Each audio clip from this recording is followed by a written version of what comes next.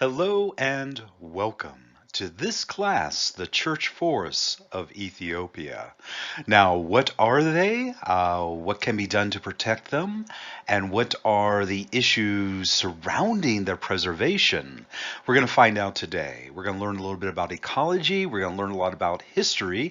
We're going to learn about the culture surrounding these church forests. And a little bit of the political reality around these forests as well. Very much Ethiopia is in the news and for all the wrong reasons. There's a war being waged, a civil war in Ethiopia. And guess what? It actually has something to do with these church forests as well. So all of this is brought together in this course. The wonderful ecology, the incredible history, the cultural phenomenon of these church forests and the history of Ethiopia and the modern political disputes. We get to learn a little bit about everything today. I'm very happy to bring it to you. But what are the church forests? Well, let's turn to the next slide to find out. Let's start with an example, a very small example, but small examples are good to get an idea of what we're talking about. This is an aerial photograph, a view from above. You see a forest, at the center of it, a green, yellow, and red structure. That's a roof. That's a roof to a church. This is a church forest.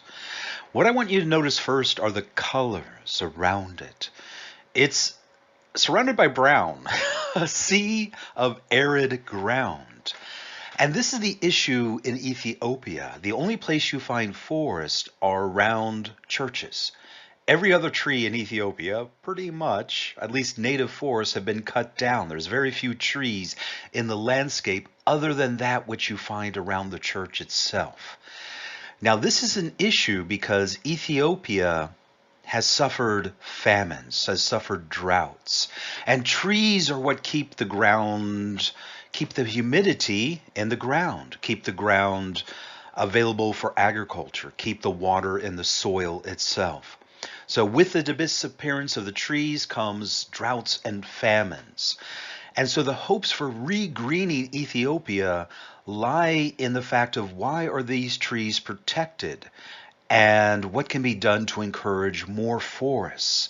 Because these forests are important to the food security and the survival of the people of Ethiopia. So this is a view from the air. Let's take a look at a little larger church forest on the next slide. This is a larger church and a very much a larger forest that surrounds it. It is a cathedral. A cathedral is a place for a bishop. And this is Our Lady Mary of Zion Cathedral in Aksum, a region of Ethiopia. So you get more details about the forest. These are big trees. It's a forest. There are small trees growing in between the large trees. Entire forest community. I've been in them. They got baboons and monkeys and birds and all the wildlife of Ethiopia. They survive here in these forests. They call it a Noah's Ark. All the animals live in there, native to Ethiopia. And the hopes for Ethiopia to become green again are in the hopes of all the seeds, all the animals, all the plant species, a chance to regreen Ethiopia. And you also see in the background the brown, the arid, the land that has been denuded of trees. They're cut down. What is the story here? Well, this class is about that, but I want to take you first into the forest about all that's happening there. And we're going to begin with one particular forest in particular. So let's turn to the next slide. Another aerial view, a view from above. This one's by a satellite. There's a huge lake in Ethiopia, Lake Tana. And you look around it, brown, brown. The white stuff are clouds. You're so high up you can see the tops of the clouds. But every once in a while you see a forest. In fact, there's a huge forest on a peninsula of land extending into the lake. That is one large church forest. They come in all sizes. Some of them can be as tiny as the first slide, and that's not much of a forest at all. It's just nice. And then you have entire ecosystems, entire biomes, entire places where even larger animals can live in peace. And we're going to take a look at one of these forests here on the peninsula of Lake Tana. So you can see it is all green, it is all forest, and everything around it, not many trees at all.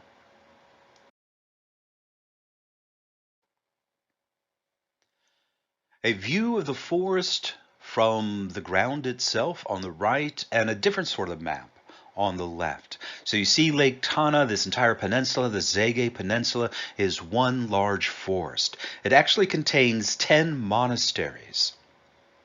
A monastery is a church building dedicated to monks or nuns who want to live in a community of prayer.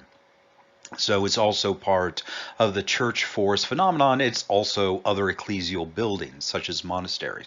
There's 10 of them here on this peninsula. And the connection of the forest and the church, you can't have a church without a forest. It's part of their faith, we'll discover. And that's one of the things about forest preservation in Ethiopia. The trees need to have value. Not economic value, but value to the people themselves. Very much, these are seen as sacred forests. They wouldn't go in and take out the trees around a monastery. It would be sacrilegious. And so very much religious attitudes have gone into the respect that people have to not take out the forest resources, not to cut down the trees, not to hunt the animals, not to clear away the understory brush and shrubs. It's all part of this phenomenon. And if you look at the map that I've included, you see, a few more forests around. Any place you find a forest, there's going to be a church in the center of it. Or in places where people can't live, in valleys that are inaccessible because they have no roads. Every other tree in Ethiopia has been cut down pretty much, just a few stragglers here and there. So what's going on with these forests, and why are the people protecting these forests and not others? And how does this factor into lessons that are being learned for the rest of the world about seeing a tree as more than just freestanding lumber? Those are some of the lessons to be taken about Ethiopia. So let's journey through the forest and see what we find along the way. If you enter a forest in Ethiopia, you may be fortunate enough to encounter a wandering monastic, either a wandering monk or a wandering nun who choose to live in the forest and not in a building. They have no homes other than the forest themselves. They gather their food from the forest, the berries and the food that is available, wild olives and things like that. They spend their days in prayer, and they sleep under the stars at night. And if you go into the forest, the local people have a name for them, the invisible saints. Invisible because they don't want to be seen. They're hiding. If they hear you coming, they will hear you coming. They usually duck away and to see what you're up to. So very much the forests are filled with this feeling of you're being watched, and you're being watched by holy men and women. So you're definitely on your best behavior. It's part of the reason why the forests are protected is because that these people are here. The people themselves will come out. They come out on holy days, on holidays. They do make themselves available to hear confessions, to hear requests of people that want to be pray for my child, that sort of thing. They provide a service to the community of a very priestly role of intercessors before God, it's called. It's like they want to relate to God. The monks can help you do that. So they're in the forest, and this is something almost unique to Eastern Christianity. So this is part of the Eastern Orthodox tradition, though it's going to get a little bit more complicated in a second. What am I talking about? Well, maybe you've heard of the Greek Orthodox. They're their own special thing. The Romanian Orthodox, they're also part of this special thing. Serbian Orthodox, Russian Orthodox. Orthodox means the leftovers, awkward word, the remnants of the Byzantine Empire, which was Greek Christianity back in the day. Well, the Ethiopia are related to this. They have another name, which is even more confusing, Oriental Orthodox. Oriental as in East. So they're Eastern Orthodox, double Eastern. They're Oriental. So Ethiopia is the east part of Africa. It makes no sense, but that's the name. So they're part of this tradition, and very much they see the forest as sacred land, as the land where the monks can roam free, and not only the monks themselves. Let's journey deeper into the forest to see what else we find. Here is another church forest and a picture I took myself. You can see my blue water bottle in the foreground. Yes, I took it with me when I left. This one's a little bit more open and spacious. You can see sometimes they're dense forests, sometimes they're more spacious, but you also see pathways. People journey through the forest often because they're heading to the church at the center. So the people of the surrounding community are also Ethiopian Orthodox.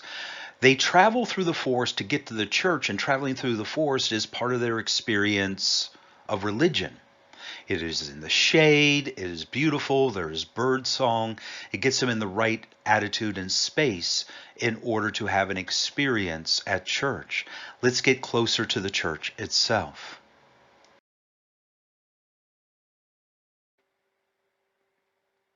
As you wander through the forest, taking one of these paths up a mountain, usually you approach the church itself, and this is the first thing you see, the wall surrounding the inner compound. Beyond the wall, you see the church buildings with the yellow, red, and green trim, the colors of Ethiopia. You see trees in the foreground and trees in the background. You see a person coming out of the compound, leaving, and you also see some religious art. This religious art is called icon. Icon, well, not everyone could read a couple of hundred years ago, and a picture tells 1,000 words. Icons are literature for the illiterate. They tell the story. In this case, tell the story of Ethiopia. More details later, but to preview that, what you see here in the central figure is a person in the building. He's actually Greek, and he's over to his left are the people of Ethiopia, eagerly awaiting his sermon. And he's looking off to his right to two monks. Well, the central figure is a Greek, Saint Frumentius. The figures to the right, to his right, are Syriac monks, monks from Syria. It turns out Ethiopia has 9 major ethnic groups. It's been a crossroad of civilization. It used to be an incredible center of Judaism as well. Many of the people of Ethiopia are Semitic. They Semitic bloodlines. We'll talk about King Solomon in a second, this great tradition. So they were a Jewish nation before they converted to Christianity, and Christianity is primarily from this figure, Saint Frumentius, a Greek, in the foreground. The thing is multicultural. Everybody is there. Everybody has been there. It's a crossroads of civilization. They celebrate their heritage. It's a very transracial society in that sense. Doesn't matter if you're Greek, you're Syrian, you're Ethiopian, the different tribes. They've all come together in these compounds. More on this incredible history behind Ethiopian Orthodoxy in a minute, but we're not yet in the churches themselves. Let's continue our story on the next slide. Inside the church building, this is what you're going to see. You're going to see color. Oh my God, Ethiopia is a celebration of color, celebration of joy. Very much the priestly vestments are bright. Like, if you're familiar with Christianity at all, they often dress just in black. You know, it's a fine vestment color, but not for Ethiopia. They want color. So you see these rich, deep blues, these bright yellows, and iconography everywhere. You see the particular priest, he's holding a cross in his hand. In the background, a bunch of Ethiopian saints, people respected as holy persons. You also see a celebration on the right of the Holy Family of Jesus and his mother, and surrounded by the wise men, and you see Ethiopians there. Ethiopians are part of the nativity scene because the book of Isaiah describes it. Whole nother topic. But incredible history here, incredible color. Let's start moving to ecology. Right now, the thought I want you to have in your head is this stuff is awesome. This stuff is beautiful. The forests are amazing. They're filled with these people dedicating their lives to prayer. Inside, you got all this color and celebration and history of Ethiopia. They should be protected. They should be safe. Guess what? They're under threat. Effort needs to be taken to protect these churches, the church forests, and everything that they represent, from that which threatens them. We'll start talking about that on the next slide. Very sadly, these beautiful things, these church forests, the forests around them, all their biodiversity, all the hopes for re-greening Ethiopia with drought-tolerant plants and their native ecology is under threat. Now, I'm an academic, and I started to explore the church forest because my students wanted examples of what is religion part of environmental dialogue and all the world religions. What does Islam have to say? What does Judaism have to say? What does Shinto, a Japanese religion, have to say? What does Buddhism have to say? Except Jainism, etc., etc., etc. Every world religion has something to say about the need to protect the environment. And I looked for examples for Christianity, and I found the church forest. I said, oh my God, this is amazing. The church is actively protecting forests and biodiversity in this one place in Ethiopia. It'd be awesome if more Christians did that because Christianity is a dominant religion in the Western world. And we definitely need to protect nature because climate change and biodiversity loss and, all those problems associated with it. So I started doing research, and I quickly found no one was studying the connection between the Eastern Orthodox religion and forest ecology. And so I quickly contacted a couple of forest ecologists and said, hello, I'd like to help. And together we wrote this article published in 2019, The Threats for the Church Forests. In brief, the threats are war and climate change, primarily. And I mentioned at the very start, there's a civil war happening in Ethiopia today. And the church forests are one focal point for that conflict. So let's start talking about the ecology. What is the situation in Ethiopia with respect to drought and famine and forest and the rest? Let's now turn to that discussion before we go back to the history of these forests. Okay, another aerial view, another satellite view, and this one shows land cover. What does it consist of? Brown, guess what, is desert and scrubland. Green is agricultural land. Dark green is forest. So what we're looking at is the Horn of Africa. You see the Saudi Arabian Peninsula in the upper right-hand corner with Yemen. You see Ethiopia in the center. There used to be an ancient kingdom called Sheba, which included both Yemen and Ethiopia. Now, the thing about Ethiopia is look at all the green. There's a reason for this. We'll talk about in the next slide, but there's more to talk about here. Dark green only exists in a few areas, and each of those areas are either no one lives there, they're inaccessible because there's no roads to get to them, or it's a church forest. You see Lake Tana. There's a lot of green in Lake Tana. That's algae. So that's the peninsula there. I guess you can squint. You can see it there. There's a forest there. But most of the forests of Ethiopia have disappeared over the years. And in eastern Ethiopia, it's all brown.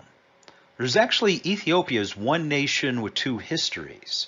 The eastern part is an entirely different life way. It turns out that's the Muslim part of the country. They tend to be animal herders. They herd goats, they herd other things, and they survive by grazing animals. The people in the west and the north are the Orthodox Christians. They tend to be farmers. This is part of the story, but the ecology part, let's talk about on the next slide.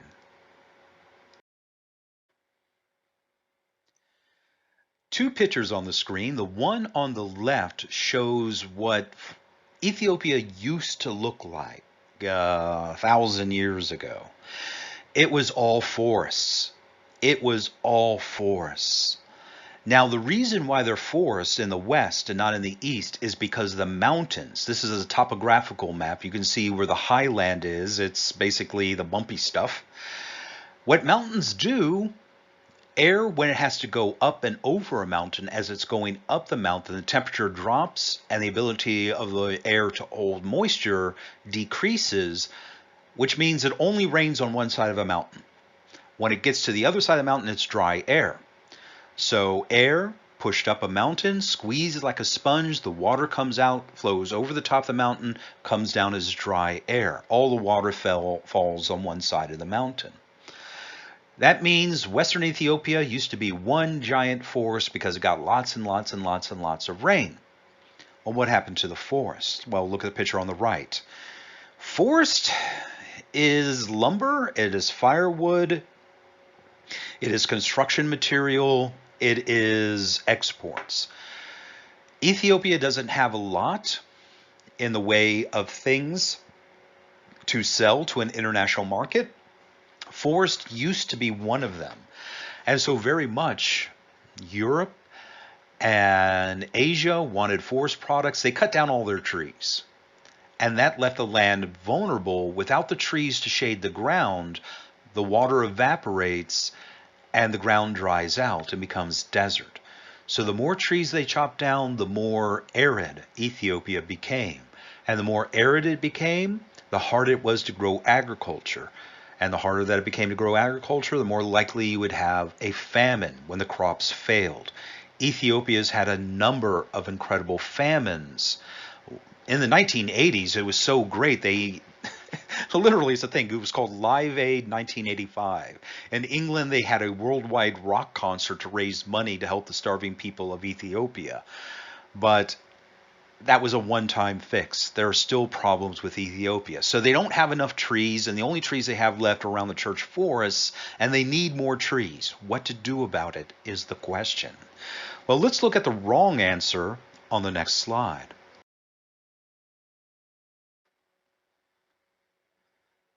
The simple answer and the wrong answer is, well, not enough trees, plant more trees. And that seems to be everyone's response. Donate $10 and we'll plant a tree in your honor, or do this and we'll plant trees, or have this non-governmental organization that does this. This is like from one of the websites. Stop talking, start planting. Plant trees all over the place because we need trees. Does that help? No. How does it not help?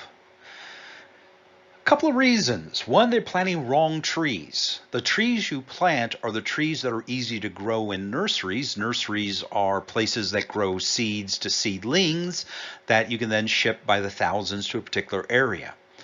The seedlings they're shipping aren't native to Ethiopia, so it's not helping the wildlife. It's not helping the birds. It's not helping anything. It's just a green thing, and that's only the beginning of the problems.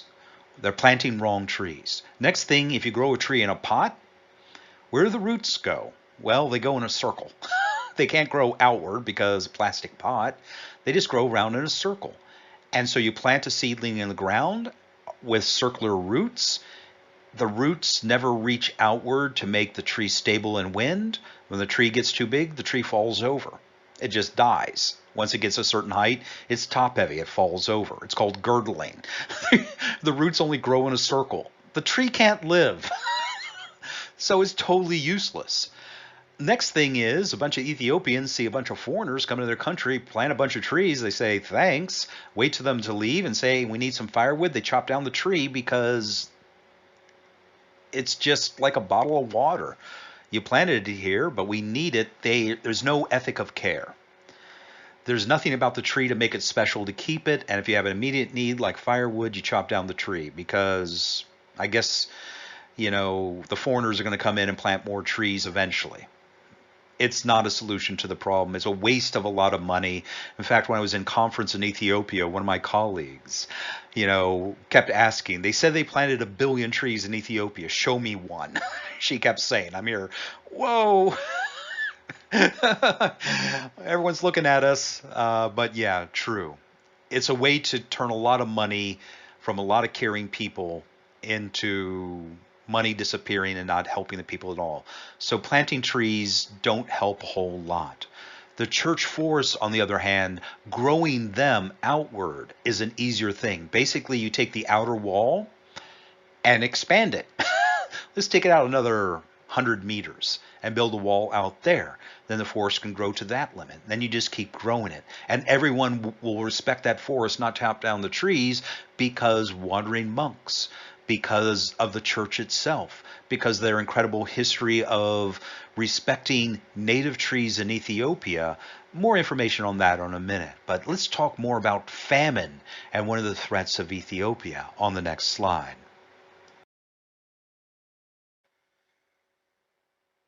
So the name Ethiopia brings to mind for many people, many adults at least, famine, like the Live Aid concert of 1985, where they had a cheesy song called We Are the World.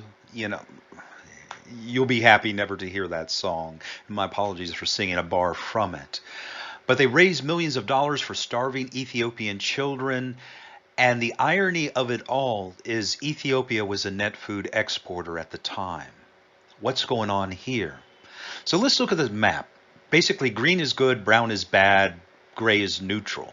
This measures how much food is grown in the country versus how much you need to feed the people. If you don't grow enough food, you're brown, meaning you have to import food from elsewhere just to feed your people. If you're green, you got more food growing than you have people, you export it to foreign markets. Ethiopia is green. It is and will always be a net food exporter to foreign markets. And yet people are subjected to famines frequently, like every couple of decades, a severe one.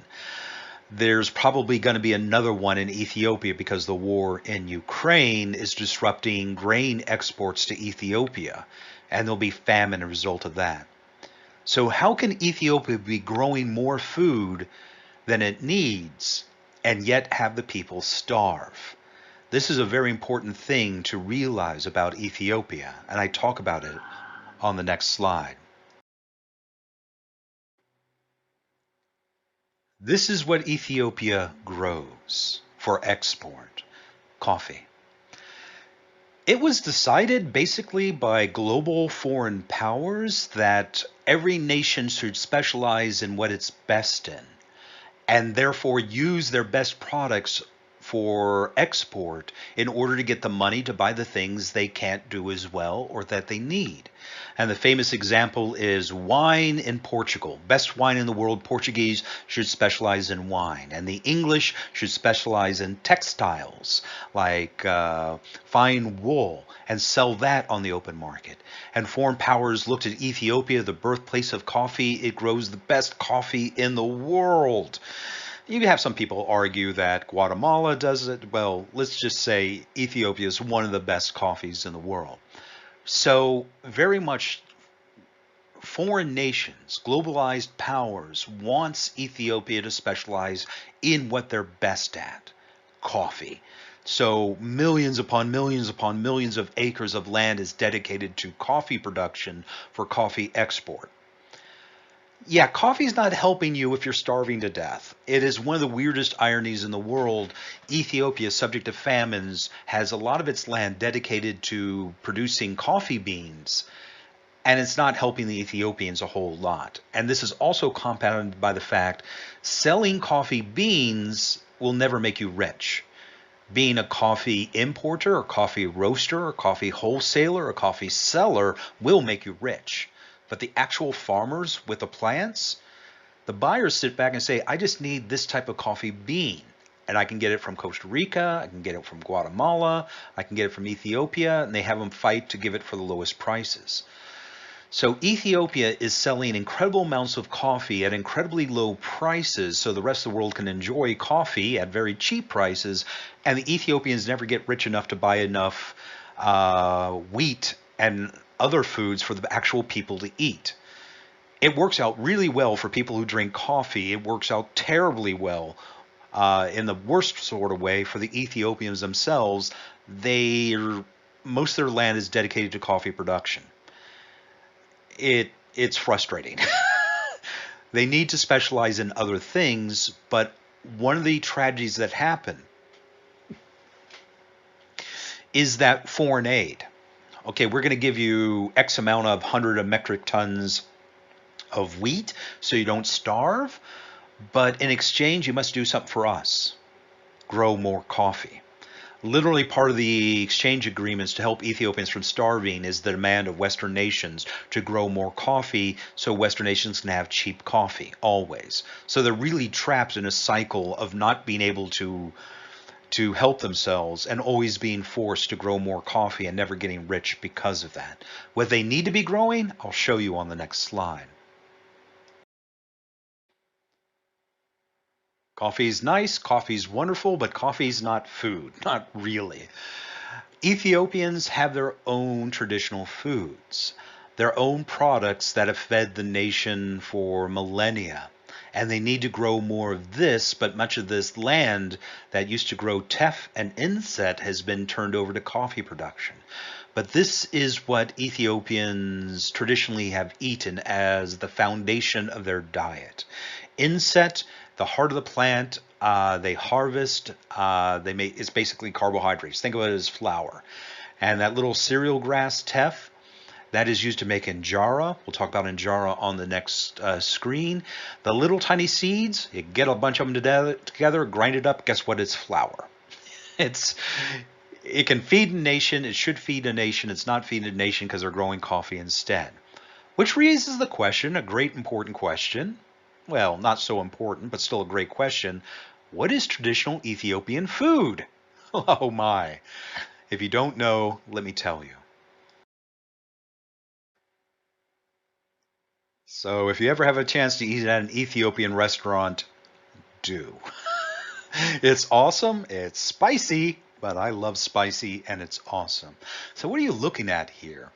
Well, think of a pizza where you basically put things on top of the pizza dough and you tear off pieces of the pizza dough and use that to scoop up the various things you see on the plate here.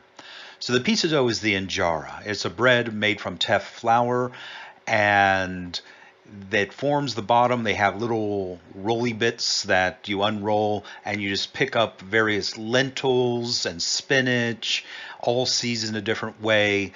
And the bread itself gets soaked by all these flavors and you eat that at the end too. It's just a wonderful little thing.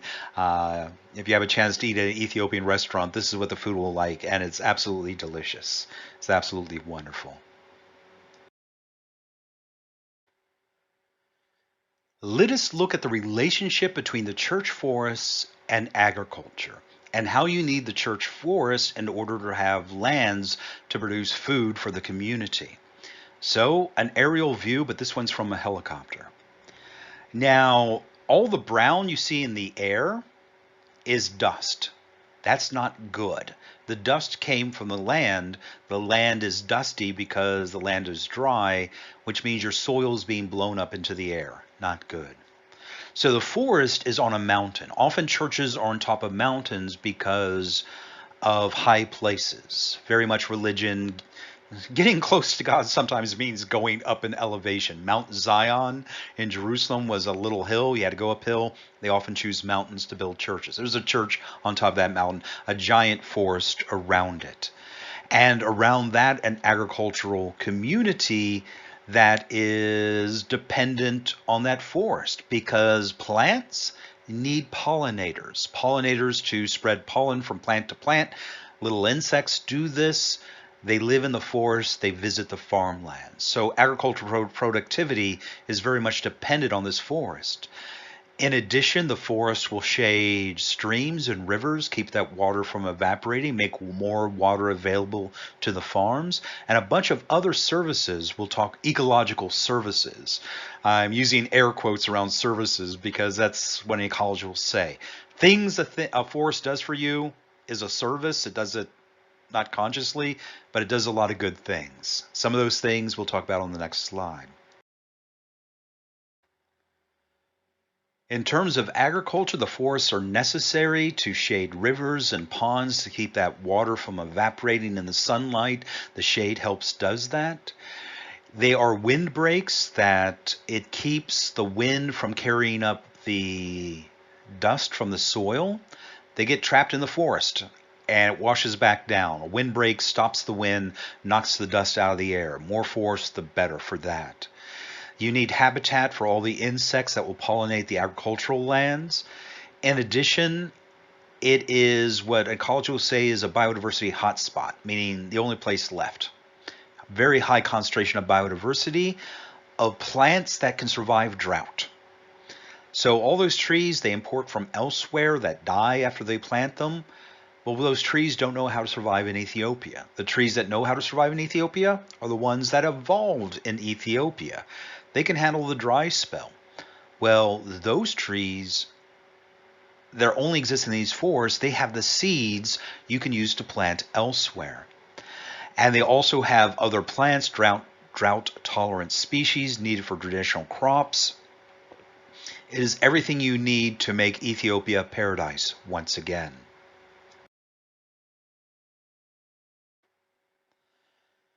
In addition to agriculture, the forests also do amazing things that secure the culture of Ethiopia. It has foods and traditional medicines needed by the people, the monks, the hermits, the nuns, the church students. They actually support themselves based on what the forest offers. The church doesn't raise taxes. It just gets what it needs from its forest. The forest is what provides the church everything it needs, from incense to charcoal to roofing material to whatever it needs. It provides that. In addition, ink and clothing dye comes from plant sources. Different plants have different colors. They use that. So all the great colors of Ethiopia, yeah, they come from these forests as well. Frankincense and myrrh, which is used in church incense, which frankincense and myrrh sounds familiar because Nativity for Christmas, the wise men brought frankincense and myrrh. At least one of those wise men must have been from Ethiopia, because frankincense only grows in Ethiopia. The church also uses, and the community uses, classrooms. Why have a dedicated building for class? You just meet in a forest, you have plenty of shade, it's really nice, it's very cool. It's a community center, the forest itself.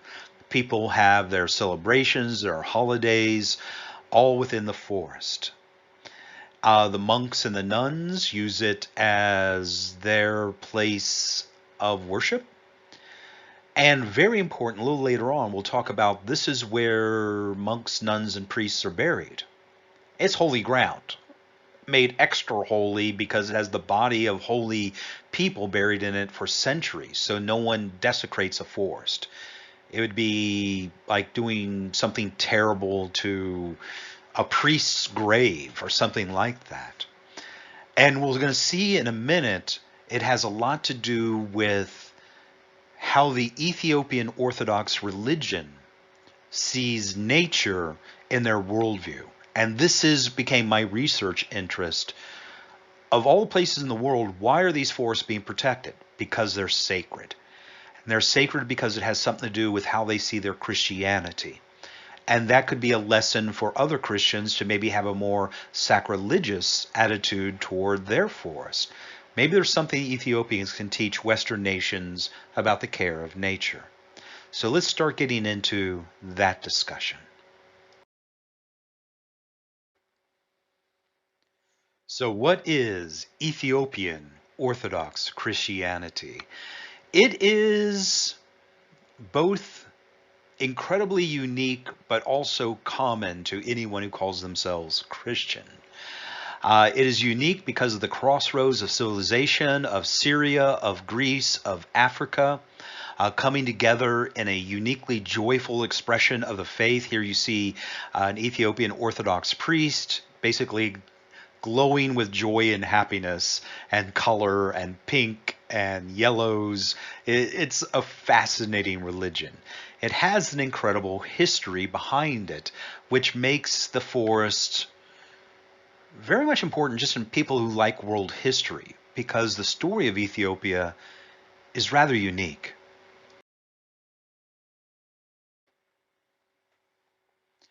The Hebrew Bible, what Christians tend to call the Old Testament, has a remarkable story of someone called the Queen of Sheba visiting King Solomon in Jerusalem.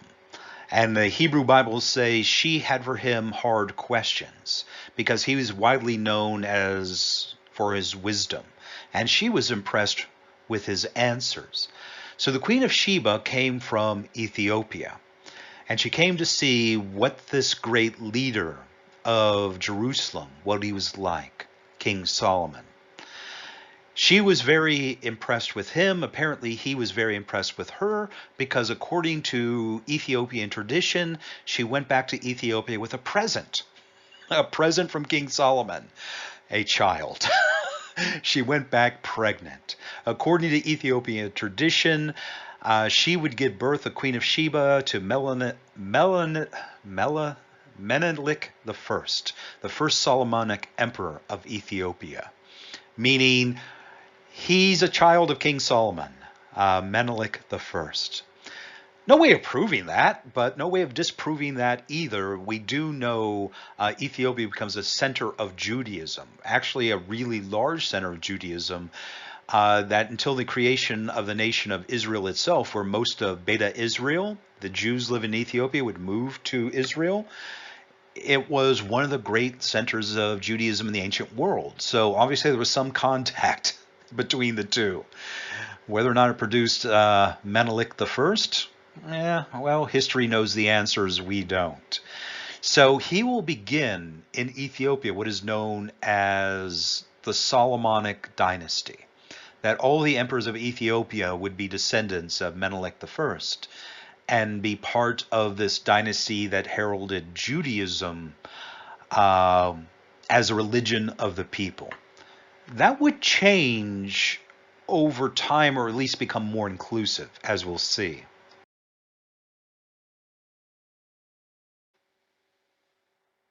Somewhat surprisingly, even in the Christian tradition, Ethiopia factors large. Not only frankincense and myrrh from the wise men, but an Ethiopian official is called out in the book of Acts as a convert to St. Philip the deacon. Very much the story, if you read it there, it's like, let's just pick it up with St. Philip, who does this one thing of baptizing this holy Ethiopian official into Christianity. So Ethiopia will become a Christian nation, I guess, in terms of honor at this point in the Christian narrative in the first century, but it won't become established as a religion until a little bit later in an amazing story I can't wait to tell you.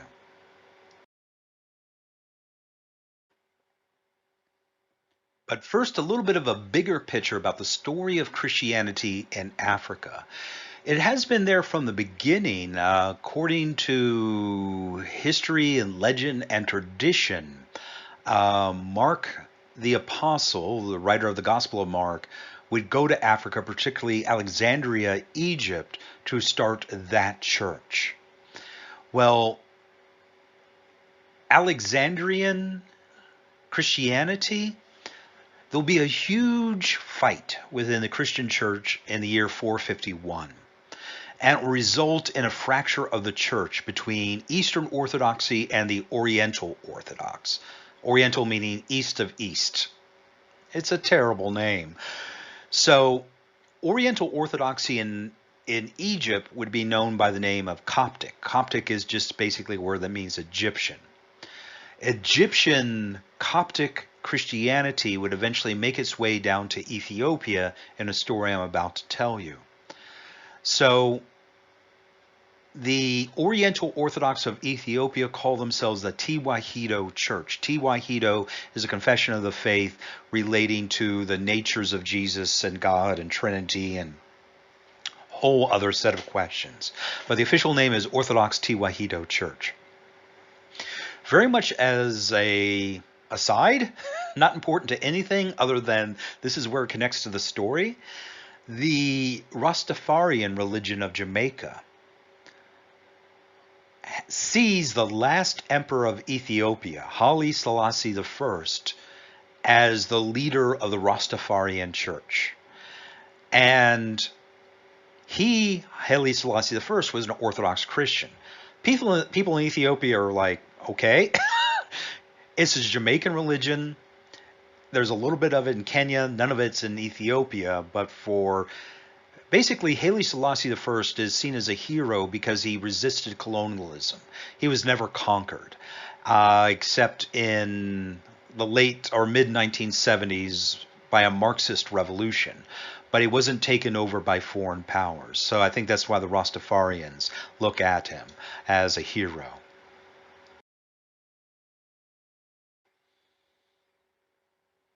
Well, the honor of becoming a Christian nation is traditionally ascribed to Philip the Evangelist in the book of Acts and the baptism of that Ethiopian official. Where it happened in reality, at least for the nation as a whole, happened in the 4th century. It has to do with pirates. Yes, I said pirates. So, the Horn of Africa. There was a Greek ship that was captured by pirates. On it was a wealthy Greek family, a father and 2 sons. One of the sons would be Frumentius. The pirates had captured him. The Ethiopian emperor, the Solomonic emperor, learned of their capture, paid the ransom, rescued the Greeks, and said, now that I rescued you, I understand you are people of learning. You're people of education. I need someone to bring the wealth of the Byzantine Empire as far as knowledge and science and medicine and everything else of Greek philosophy, to my young son. I need a tutor. So the son Frumentius says, I will teach your son. And he teaches his son everything of Greek knowledge, including Greek religion, meaning Orthodox Christianity. Azana will become the first Christian emperor of Ethiopia, thanks to the efforts of Frumentius here.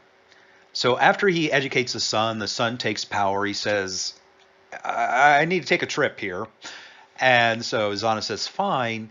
Frumentius goes up to Alexandria, Egypt, and says, I hope you guys are okay with this. I was captured by pirates, and I've been in Ethiopia, and I've kind of converted them to Orthodox Christianity. I hope that's cool. And they said, not only is it cool, you're now the bishop of the place. Go back. You're going to be the first bishop of Ethiopia. So they're more than thrilled you converted an entire nation. So keep doing. So he goes back to Ethiopia, becomes honorary the first bishop of Ethiopia, Zana, the first Christian emperor of Ethiopia. And here we see the Greek connection in the history of Ethiopia. So wonderful. The connection is going to get more amazing on the next slide. So part of what are called the Oriental Orthodox, the Eastern Orthodox, includes Syria. The word Oriental makes absolutely no sense, as I said. It's not Eastern Orthodoxy, it's Eastern Orthodoxy, the Oriental Orthodox. So the Syrians learn, oh my God, there's Oriental Orthodox in Ethiopia. Let's go visit. And 9 Syrian monks go down to Ethiopia to see what's going on, and they'll become a teacher, they'll add the wealth of Syriac Christianity to Ethiopia. So what we're seeing here is the treasury of the Greek Christianity, the treasury of the Syriac Christianity, and some ideas born and developed in Ethiopia itself from their own priests and traditions will create a very remarkable form of Christianity that happens to have a very powerful vision about protecting nature. So, now that we've gone over a little bit about the unique history of Ethiopia, how does that come into focus about protecting nature? Let's go to the next slide. So, does theology have anything to say about nature? If the answer is yes, that's called an eco-theology or eco-theology, ecological theology. Now, Ethiopian ecological theology is based on a number of things, one of which cannot be minimized, is the fact the forests are the burial places of holy people. The trees touch the bodies of the holy people. The roots go into their graves. So very much the trees are the living part of the gravesite itself. No one dares cut down those trees because they're touching the bodies of monks, nuns, priests, and saints, holy people of tradition. Very much it is a living shrine, and therefore people would not desecrate the Vatican. They won't desecrate this place either. But the teachings are much more than just the happenstance of having your graveyard the forest itself. It's actually part of their theology about the beginning and the end of the world. Let's turn to that. So in brief, most students won't be familiar with the Judeo-Christian narrative, so I'm going to give you the short and the simple about the worldview. The worldview is there used to be a place called the Garden of Eden, and Adam and Eve, the two first human beings, lived in it, and it was paradise. But they messed up. They betrayed God, they sinned against God, they're kicked out, an angel with a sword basically spanks them out and says you're not allowed back in. So this is the story of how things begin in the Christian narrative. How the story ends is not a question asked enough about. What happens at the end of time? According to the Ethiopian Orthodox, we're invited back into Eden itself.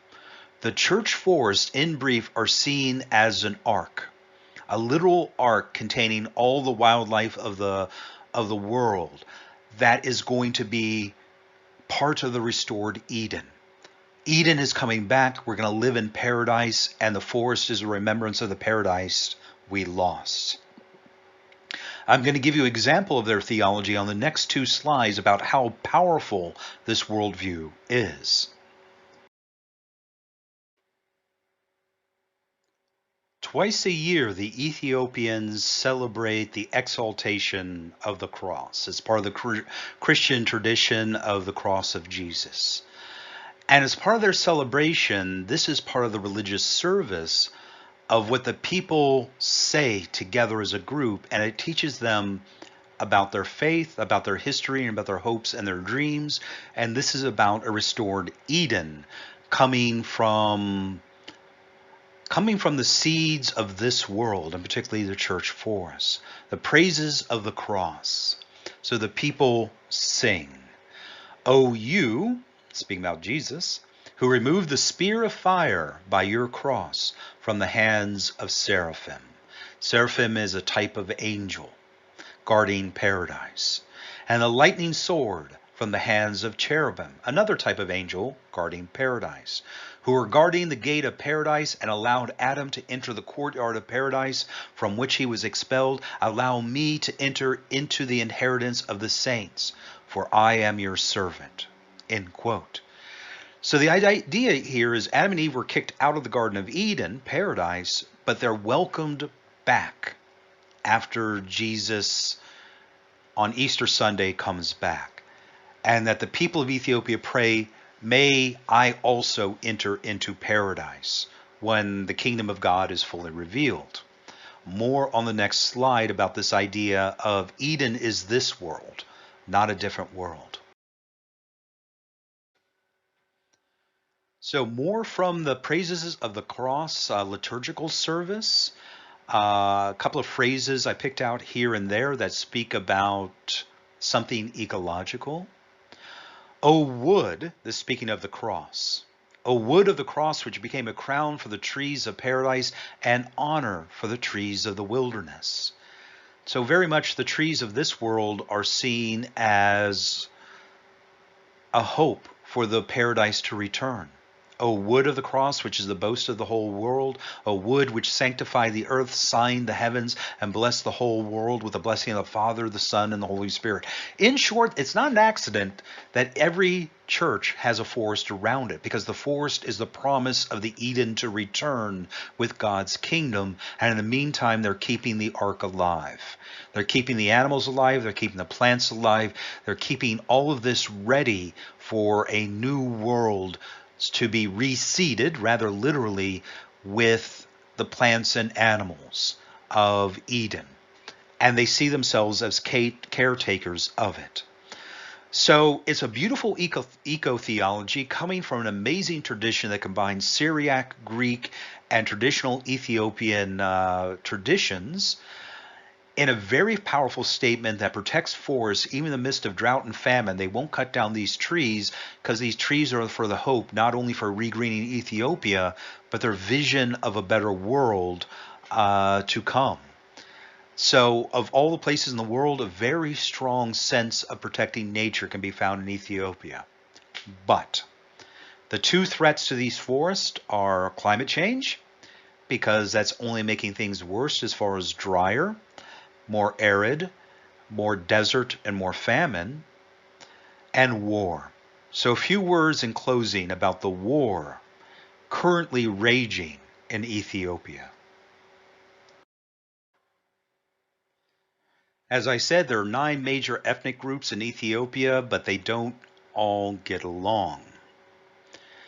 There's something called the TPLF, Tigray People Liberation Front. Tigray is one of these ethnic groups and also associated with a particular area with a lot of Tigray people within it.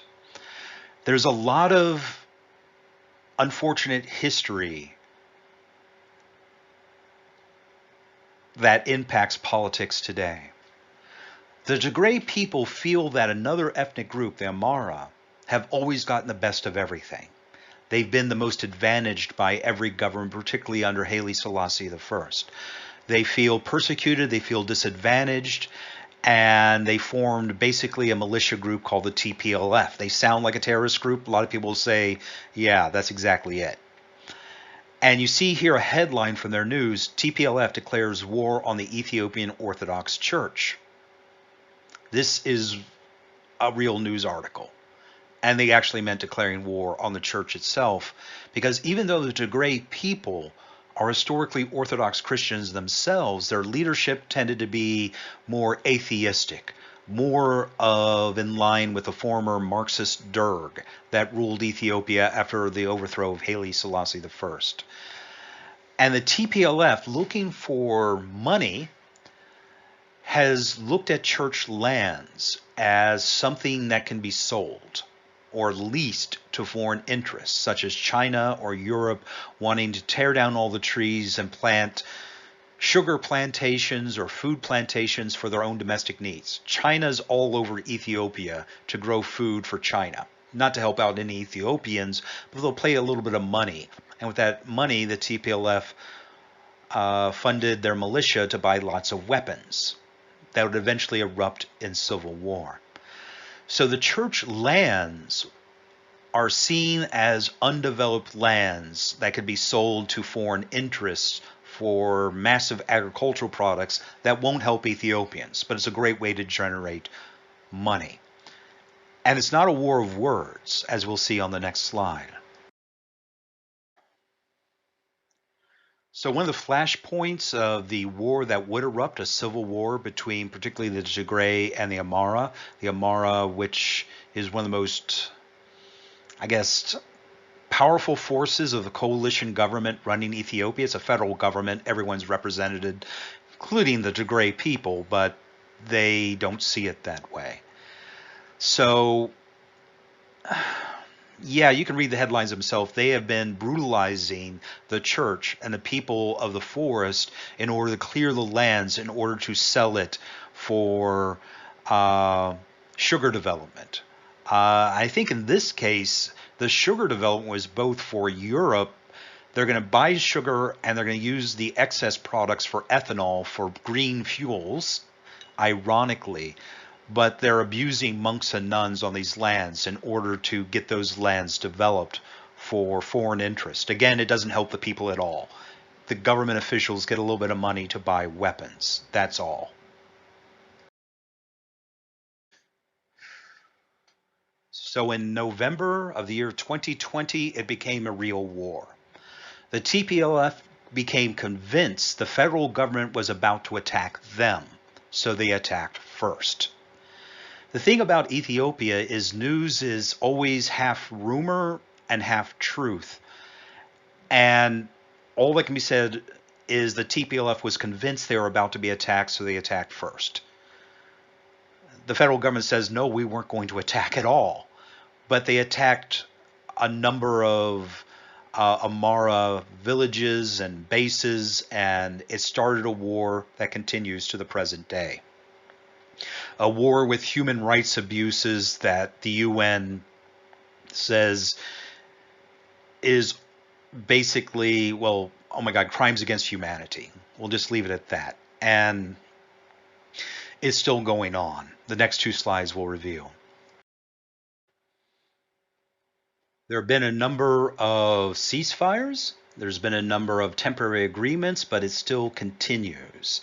This is from September 2022, but I checked right before I recorded this video. There's a report from this month, today, basically earlier this month. And that is the last slide. Let's turn to this. You just read the headlines. It's just heartbreaking. Renewed TPLF terror war against the Ethiopian people. So Tigray feel everyone's out to get them, so they're attacking everyone, and then the federal government attacks back, confirming that the Tigray people are under attack. So it just never ends. At the time of recording this video, October 2023, it's only getting worse. So is there a cause? Everything in history is a cause. And the church forests, as we saw earlier, have been a focal point of this dispute because the federal government does control. China just can't come in and make a deal with some paramilitary group to develop land in our country. We need to have a say-so in who does what in Ethiopia, and the TPLF doesn't like that. It exploded into an incredibly brutal war. Headline here, U.S. warns of heightened risk of genocide and atrocity crimes in Ethiopia. Quote, on 24 September, the historic city of Gondar and Amara reportedly saw heavy urban combat when local militias known as Fano entered the city, prompting intense clashes with federal forces. So the TPLF is still attacking. When will it end? I don't know. But the church forests of Ethiopia are in danger of disappearing, and effective federal action to protect the forest cannot happen when they're busily putting down a revolution, a civil war within their own country. So this class is incredibly interesting, I think, from my perspective of learning about ecology, learning about people's attitudes toward nature, learning about why the forests have been protected and all the benefits it provides the people. And it's also very unfortunately been a story about how people and politics can ruin good things. And we can only hope that in time peace will ensue so the church forests can be preserved and they can fight the real threat, which is going to be climate change. Just in the meantime, there's a war going on. So I wish there was a happier note to end this course on. Go back to the slides where I talk about the wonderful Ethiopian food and the Ethiopian people and the Ethiopian culture and all the wonderful beauty and colors and Ethiopian liturgical vestments. It is what Ethiopia can become. And perhaps what can be done is for people to know that this is happening, that exists, where Ethiopia is on the map, and that church forests are a thing. Because the greatest danger is ignorance about that these things exist at all. So I'm very happy to have brought to you the wonders of the Ethiopian church forests, and maybe keep an eye out in the news for any good news about their fate in the future. So let me conclude with this final slide to remind you what this is all about. It's about Ethiopia. It's about their forest and how these two things are always found together, the Ethiopian church and the forests themselves. If you want to know more about the forests and about Ethiopia, there is a link you can check out, run by my colleague, Margaret Lohman, treefoundation.org.